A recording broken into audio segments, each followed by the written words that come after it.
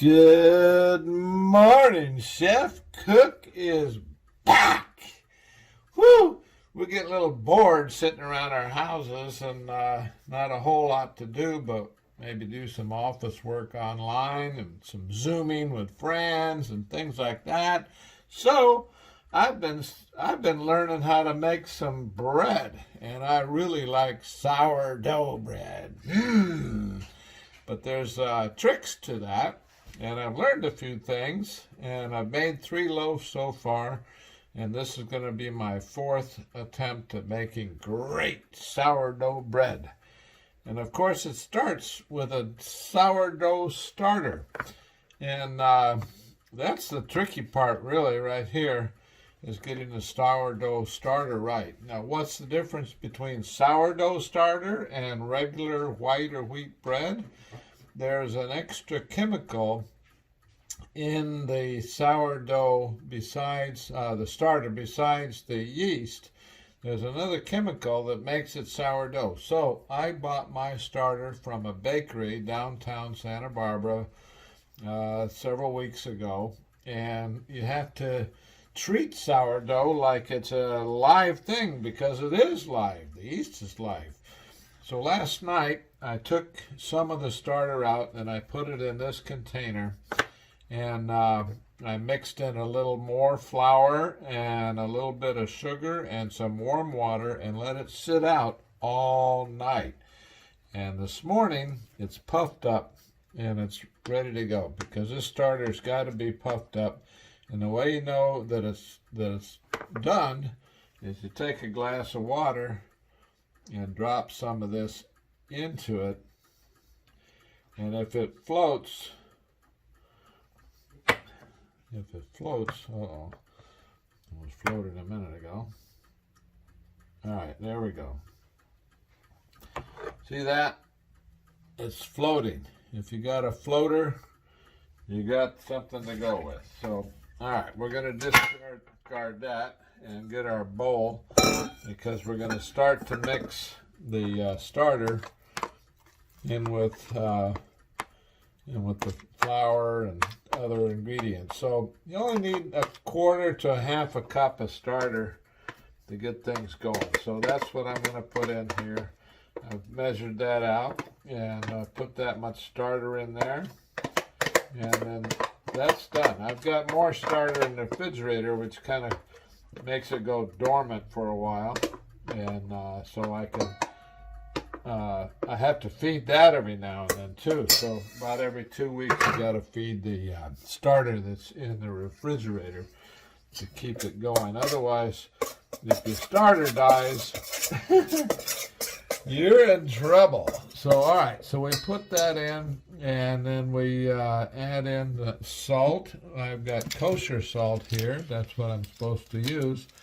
About 2½ teaspoons. So let me get my measuring device here, and you see there, it's kosher salt. I know it's backwards for you, but that's what it is. 1, 2 and a half. Okay, that's all the kosher salt we need for the whole thing. And then we're going to put in about just about 2 cups of water, but the water needs to be the right temperature. So we get our little digital gauge here, and you see I want it to be under 100 degrees, and you get it too hot and you'll kill your starter.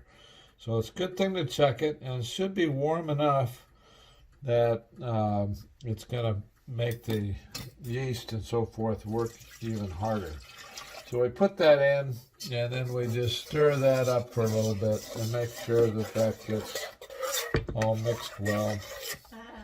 Yeah, I've got Chewy again on my shoulder, and she's overlooking this whole operation. Make sure everything's good. Okay, so then we get that all mixed up together, and then we start adding in the flour. 4 cups. 4 cups. Now this needs to be unbleached flour. It can be whole wheat or whatever you like, but not the all-purpose flour, because the all-purpose flour is bleached. It doesn't have enough protein, and it doesn't have enough gluten. The gluten is the glue that holds the whole loaf of bread together. So now we mix this up, and we make sure, see how I'm doing this with the spoon?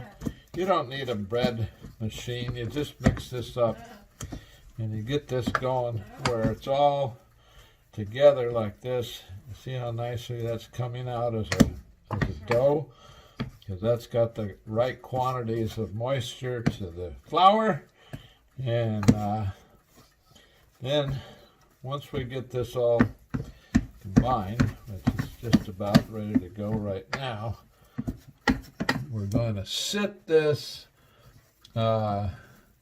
aside. In about 30 minutes, we're going to mix the dough again and pull it up a little bit, and then we'll do that about 8 or 10 times.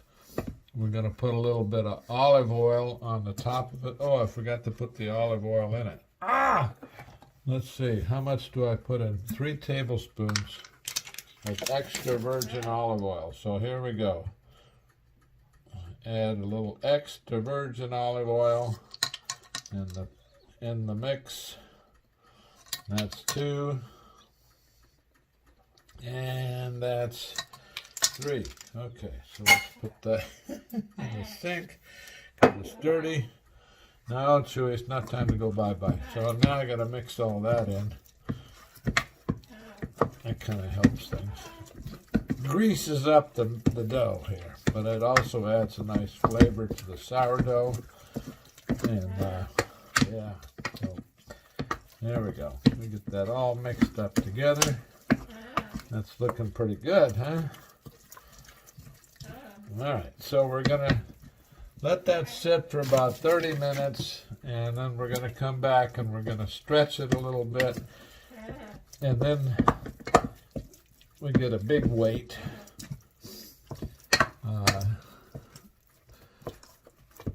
Okay, so let's see, put this in, and eventually we're going to let this sit, depending on the weather. It's going to sit anywhere from 4 to 18 hours.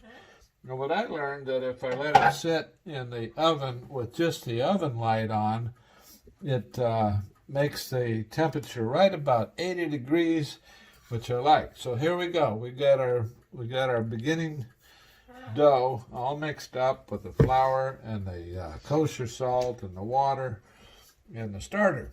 So that's how we start, and I'll see you in a little bit. Okay, it has been about 30 minutes, and the dough's still captured in this bowl. And so we're going to stretch this at this point, and then we're going to let it rest a long time until it doubles in size. So it'll come all the way up about to here in the bowl, because right now, you see it's down here. So it's about here. And it's over 4 to 18 hours, it's going to rise up to here.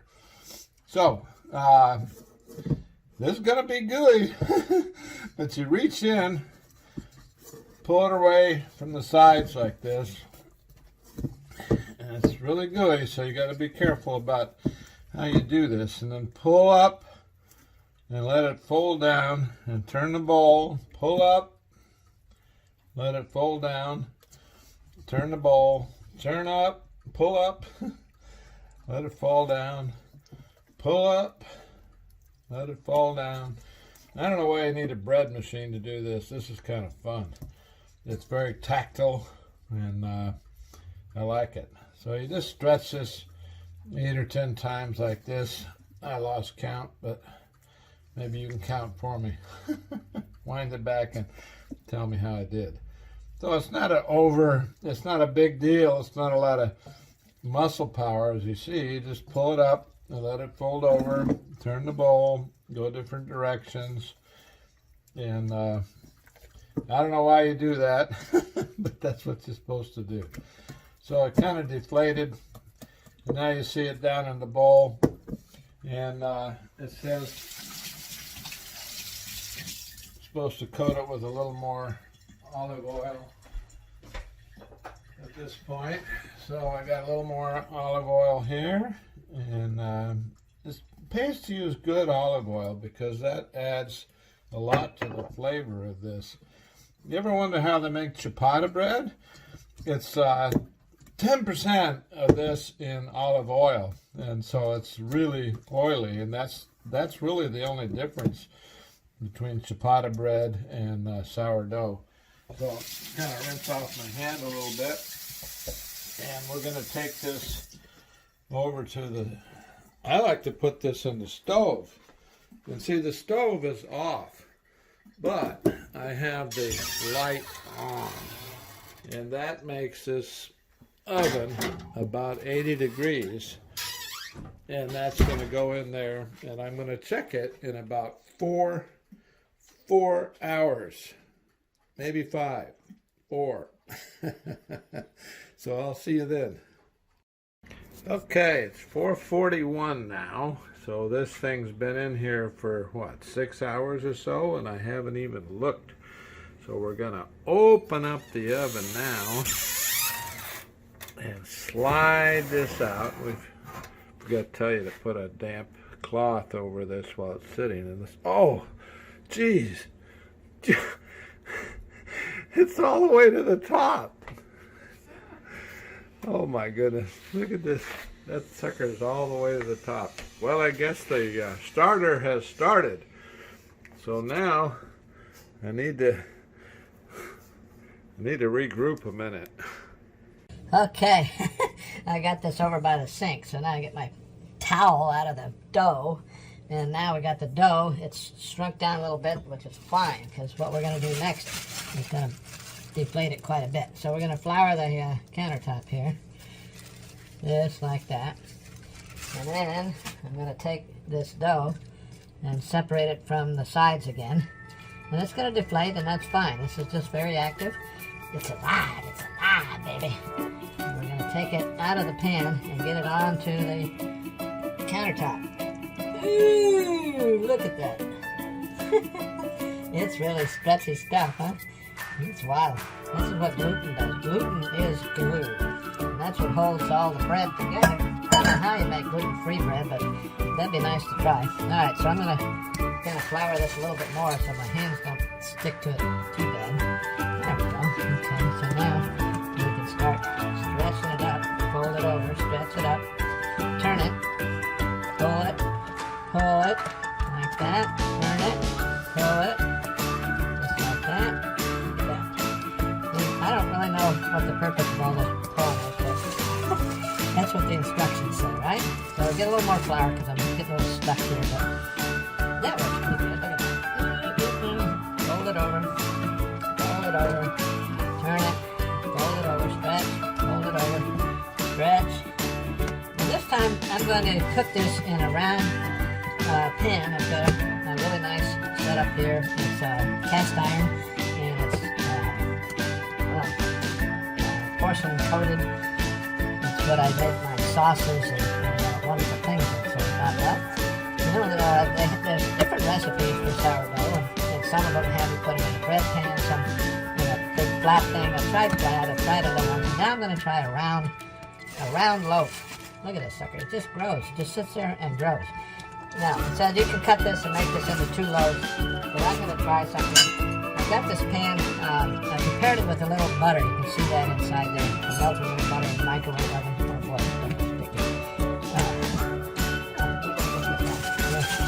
it's just sticking like crazy. So I put another coat of flour on, roll it around. Stuff is alive. It's like a blob. So now gotta get it out of here and get it into the pot. Okay, it's in the pot. Look at that. So it's this far in, and now you're supposed to let it rise a second time for a couple hours, I think, something like that. I gotta get this off my hand so I can shut off the camera. Okay, we'll see you in a little bit. Okay, it's now 6:13. The oven is 450 degrees, and the dough has risen slightly, and I'm going to poke it there a little bit, and you can see how puffy it is. And we're going to take a serrated knife.